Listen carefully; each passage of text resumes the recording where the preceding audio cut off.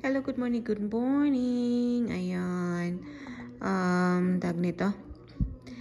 Gusto kong panuorin si idol ko, si Kris Aquino. Ayan, oh. Ay, I'm so happy for her na malakas na ulit siya. Ayan, oh.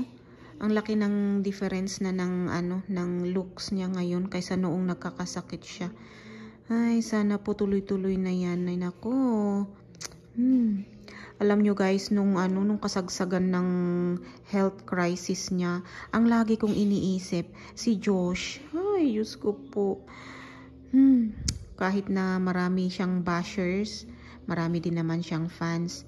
At saka, kahit anong sabihin nila, basta idol ko pa rin siya. Hindi ko alam kung bakit, pero gusto ko rin siya. Siguro dahil dahil may Josh siya at may rabay din ako. Parehong autism, ganun. Ay, nako, Diyos ko po. Sana tuloy-tuloy na yan, Idol Kris. Love, love, love, love you. Ayan. Sige.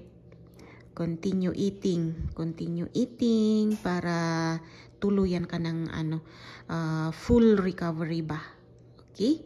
Bye-bye. Thank you for watching, guys. Ayan, oh.